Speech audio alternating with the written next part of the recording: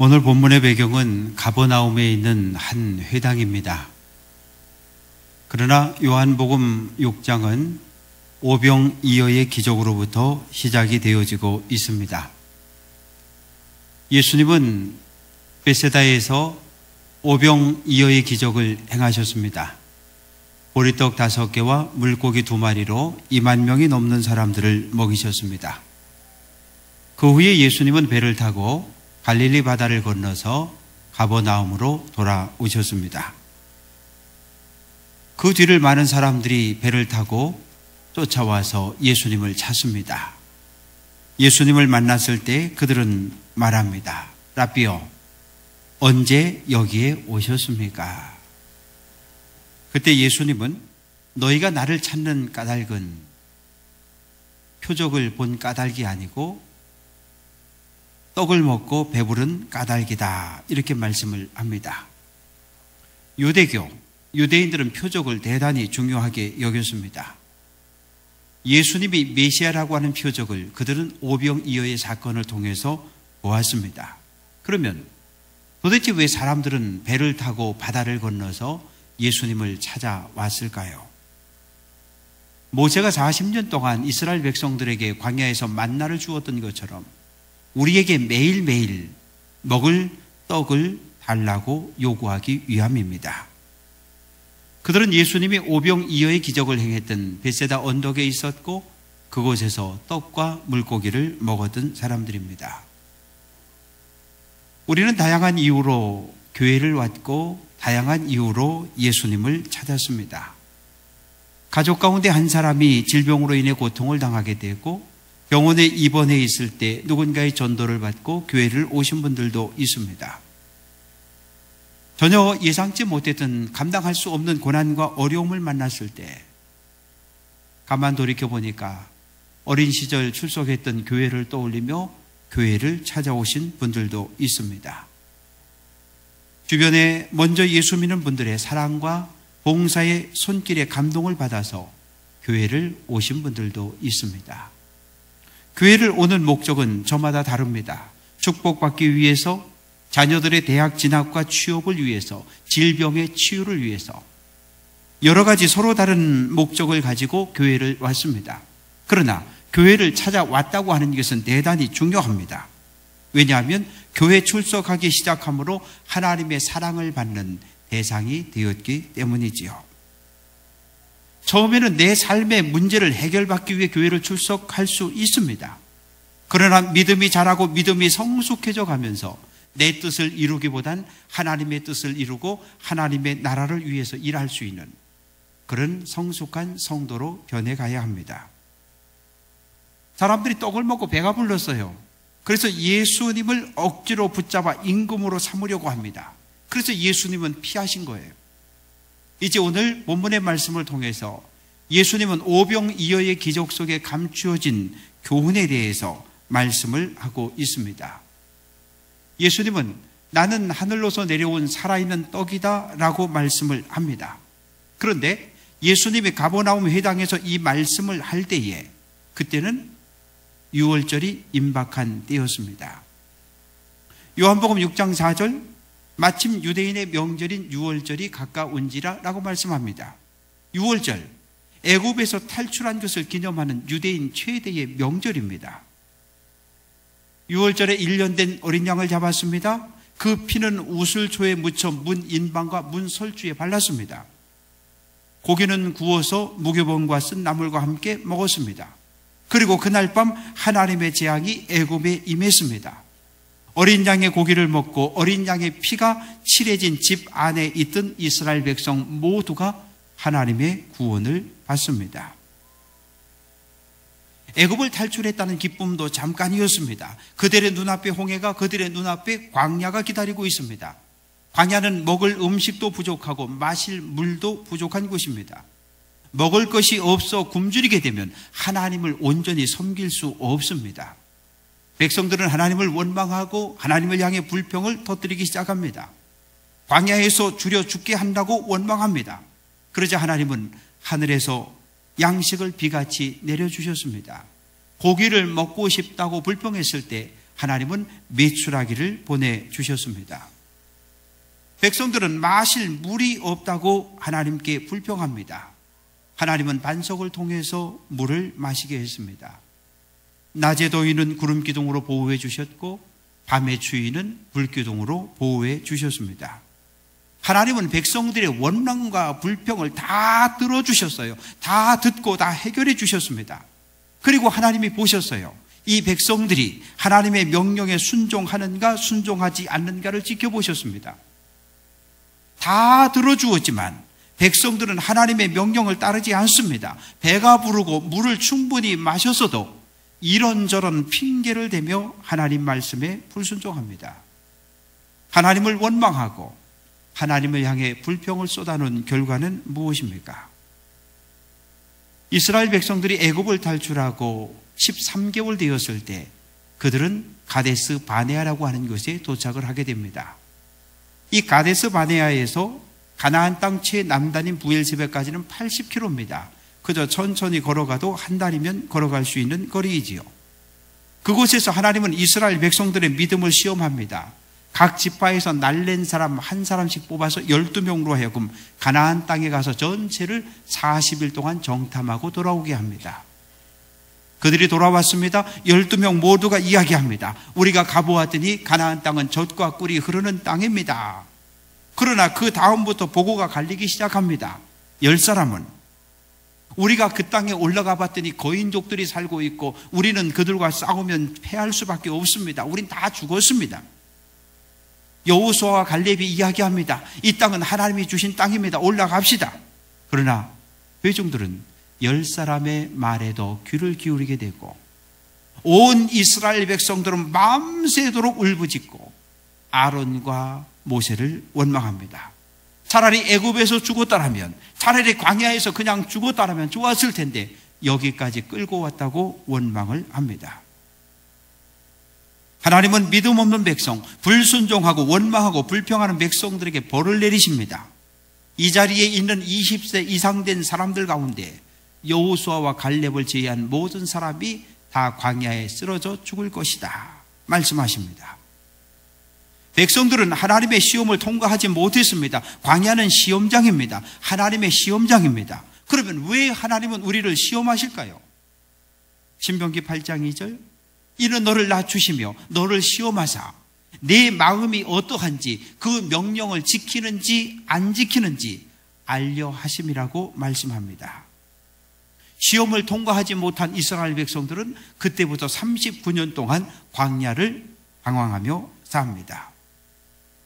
비록 하나님의 시험을 통과하지 못했지만 하나님은 여전히 이스라엘 백성들과 동행하셨습니다. 신명기 8장 4절, 이 40년 동안 의복에 헤어지지 않았고 발이 부르트지 아니하였다고 말씀합니다.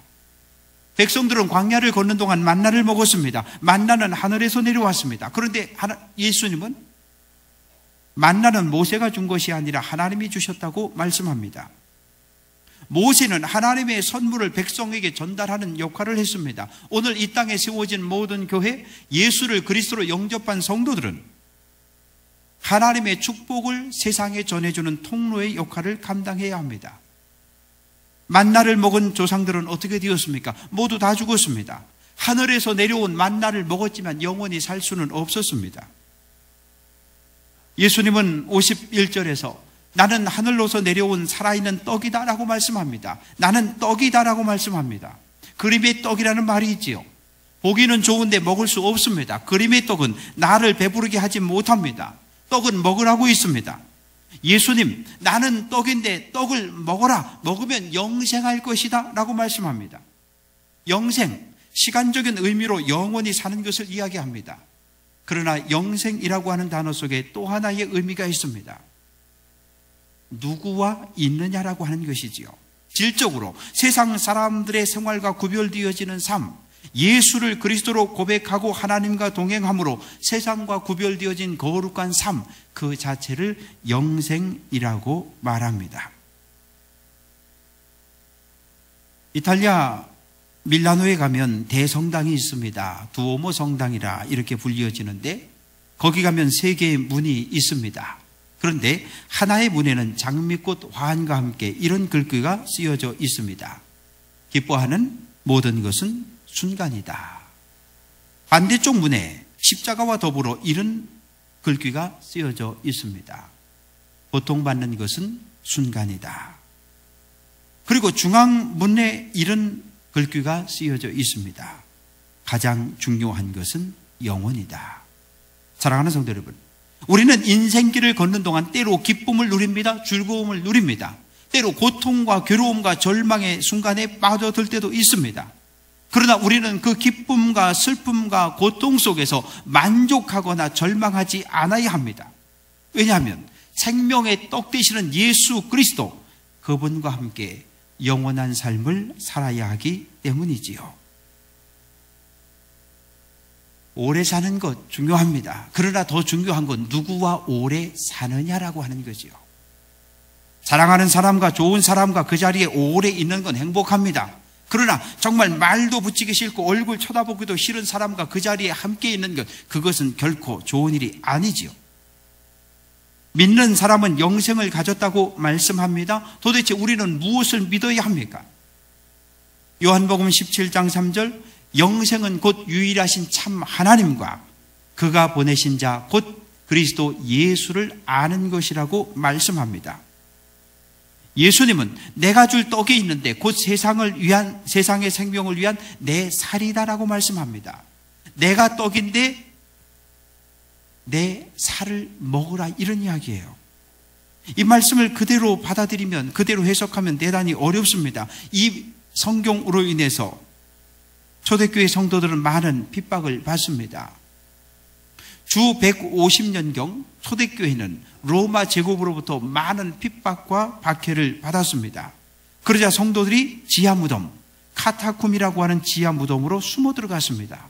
그런데 어느 날 로마 군인들이 이렇게 카타쿰을 뒤지다가 보니까 기독교인들이 모여서 뭘 하고 있어요. 그런데 주님의 몸이다, 받아 먹으라. 주님의 피다, 받아 마시라. 이런 이야기를 서로 주고받는 거예요. 그래서 어떤 소문이 났습니까? 기독교인들은 식인종이다. 기독교인들이 어린아이를 유괴해서 잡아먹는다. 이런 오해가 생겨서 더 많은 핍박을 받았습니다. 예수님이 내 죄를 위해 십자가에 죽으셨음을 믿고 죄사함을 받았다고 하는 감격을 가지고 우리는 성만찬에 참여해야 합니다. 사랑하는 성도 여러분, 어떻게 예수님을 먹을 수 있단 말입니까? 살을 먹는다라고 하는 이 말은 예수를 믿는다, 그런 의미로 해석이 되어집니다. 예수님 십자가에 달려 살이 찢기고 뼈가 부서지는 고통을 겪습니다. 땀과 물과 피를 다 쏟고 죽으셨습니다. 사단은 예수를 십자가에 죽였고 하나님은 죽은 예수를 다시 살리셨습니다. 오늘 우리는 무엇을 믿습니까? 우리는 하나님을 믿습니다. 인류의 죄를 대신 지고 십자가에 죽은 예수를 다시 살리신, 부활시키신 하나님을 믿습니다. 요한복음 3장 15절, 그를 믿는 자마다 영생을 얻게 하려 하심이라고 말씀합니다. 부활하신 예수님을 내 삶의 주인으로 영접하고 그 뒤를 따라가는 것, 그것이 우리를 향한 하나님의 뜻입니다. 바라고 소망하는 것은 예수님을 바라보고 예수님의 말씀에 순종하며 그 뒤를 따라가는 귀한 성도들 되시기를 주님의 이름으로 축원합니다. 우리가 하루 3끼를 먹습니다. 수십 년 동안 하루 3끼를 먹어도 질리지 않는 음식이 하나 있습니다. 무엇입니까? 밥이지요. 우리는 날마다 밥을 먹습니다. 그래서 연세가 드신 분들은 뭐라 그럽니까? 밥심으로 산다, 그렇게 말씀들을 합니다. 하루나 이틀 정도 밥을 먹지 않을 때가 있습니다. 몸이 병들면 뭐라 그럽니까? 밥맛이 없다고 이야기합니다. 마음이 힘들고 고통스러울 때 밥을 먹고 싶지 않다고 이야기합니다. 죽으려는 사람은 밥을 먹지 않습니다. 그러나 살려는 사람은 밥을 먹습니다. 입맛이 있든지 없든지, 나에게 주어진 상황이 아무리 힘들고 고통스러워도 밥을 먹습니다. 왜요? 살아야 하니까요. 힘들고 어려울 때 더욱더 주님을 찾고 주님을 의지해야 합니다. 예수 그리스도, 그분께 소망을 두고 우리는 믿음의 길을 걸어가야 합니다. 예수님 말씀하십니다. 이 떡을 먹으면 영생하리라. 떡을 먹으면 배가 부르듯 예수를 그리스도로 고백할 때 우리의 영적 갈증은 해결이 되어집니다. 떡을 먹지 않으면 사람이 죽습니다. 예수님을 믿지 않으면 그 영혼이 죽습니다. 태아의 생명은 탯줄을 통해 어머니의 생명과 연결이 되어져 있습니다. 우리는 예수님과의 관계가 끊어지지 않도록 해야 합니다. 하나님의 말씀은 나의 영혼을 위한 양식입니다. 말씀을 듣고 읽음으로 우리의 영혼이 건강해지고 기도함으로 하나님의 뜻을 깨달아 알아갑니다. 만나를 먹었던 모든 백성들은 광야에 다 쓰러져 죽었지만 오늘 예수님의 말씀을 듣는 사람마다 영원한 생명을 얻고 소유하게 되었습니다. 예수님은 내게 오는 자는 결코 줄이지 않을 것이다 라고 말씀합니다. 신앙생활 하려면 예수님 앞에 나와야 합니다. 예수님 앞에 나올 때 학력도 필요 없고 선행도 필요 없습니다. 그 어떠한 조건도 필요하지 않습니다. 주님 앞에 나오는 것이 중요하지요. 예수님 앞에 나온 사람들을 예수님은 내쫓지 않습니다. 실수하고 잘못했다고 그들을 버리지 않습니다. 베드로는 예수님을 모른다고 3번씩 부인했습니다. 버렸습니까? 아니요. 용서하셨고 사랑으로 품어주셨습니다. 바울은 교회와 예수 믿는 성도들을 핍박했던 사람입니다. 예수님이 그를 벌 주셨습니까? 아니요. 그렇지 않습니다. 그를 들어서 이방인을 위한 사도로 사용해 주셨습니다.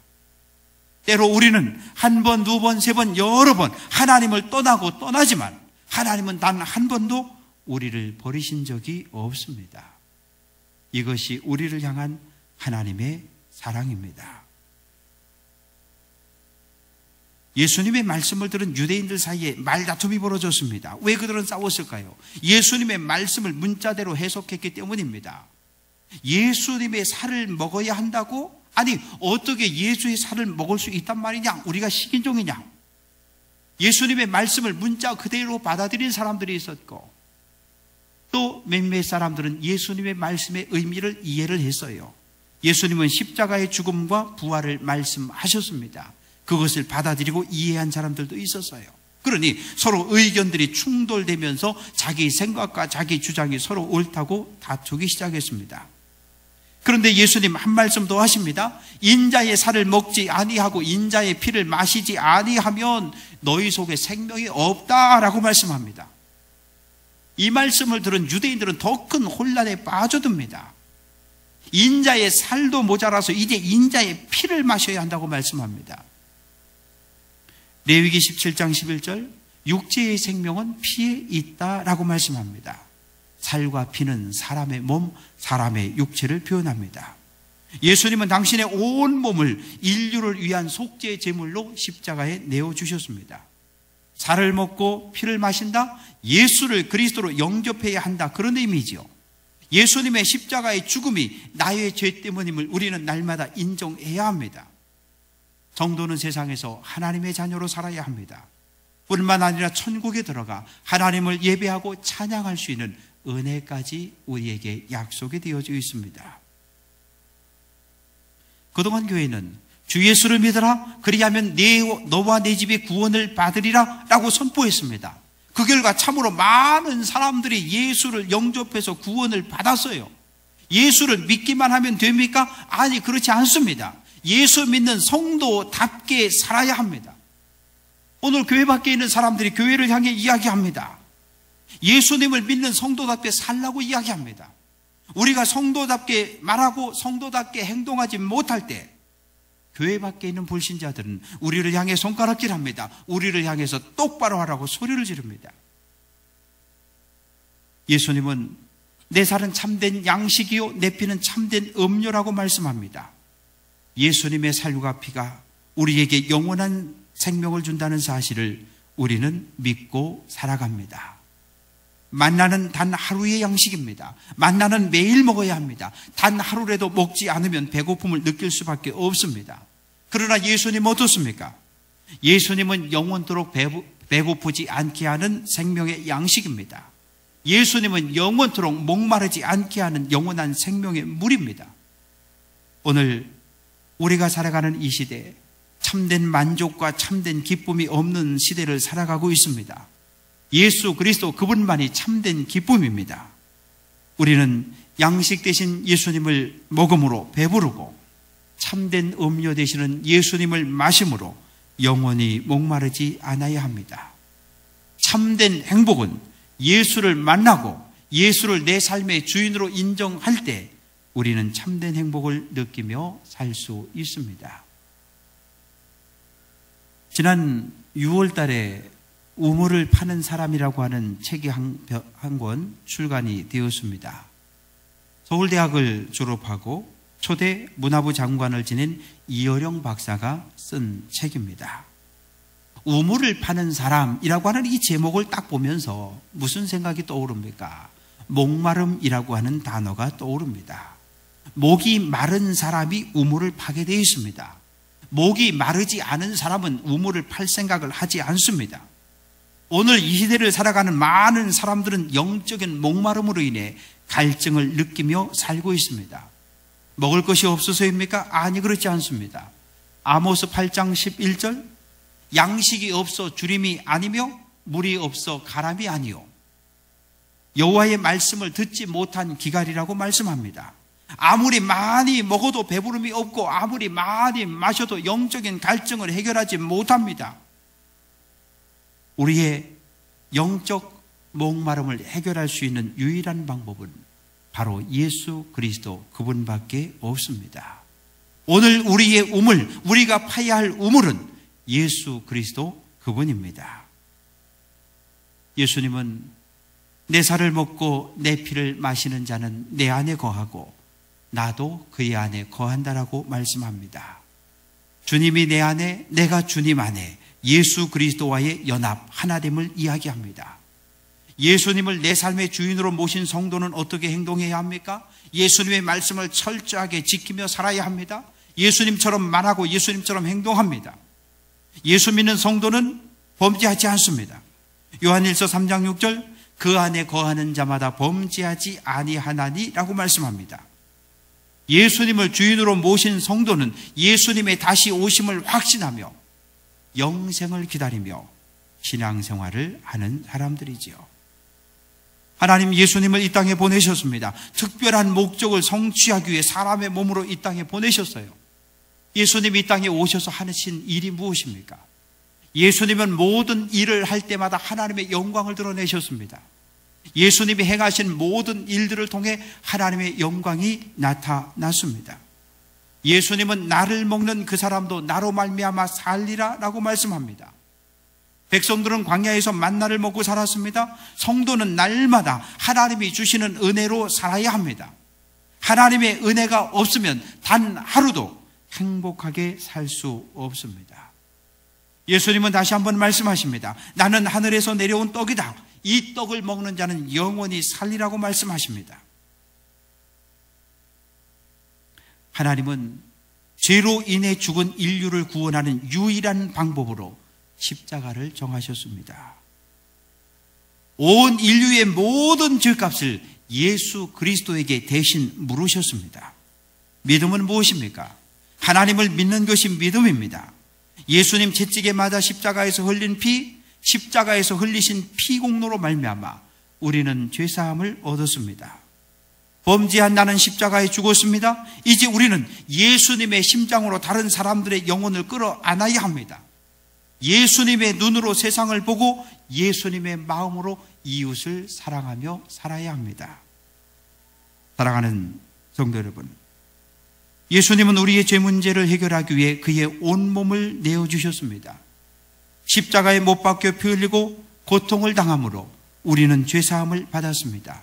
이제 죄사함의 감격과 구원의 확신을 가지고 살아가야 합니다. 십자가에 죽고 부활한 예수, 그 예수가 우리의 인생의 주인이 되어야 합니다. 만나를 먹었지만 죽었습니다. 예수를 그리스도로 영접한 우리는 영원한 생명을 얻었습니다. 이제 하나님의 자녀로 사십시오. 하나님의 자녀답게 생각하고 하나님의 자녀답게 말하고 행동하십시오. 예수 그리스도를 본받아 살아가야 합니다. 주변 사람들이 나의 말과 나의 행동을 통해서 내 안에 계신 예수를 보고 예수를 만날 수 있도록 살아야 합니다. 처음에는 나를 위해 신앙생활을 시작했지만 이제 한 걸음 더 나아가서 교회를 위한 삶, 하나님의 나라를 위한 삶을 살아갈 수 있는 귀한 성도들 될 수 있기를 주님의 이름으로 간절히 축원합니다. 기도합니다. 아버지 하나님, 우리를 이 땅에 보내셨습니다.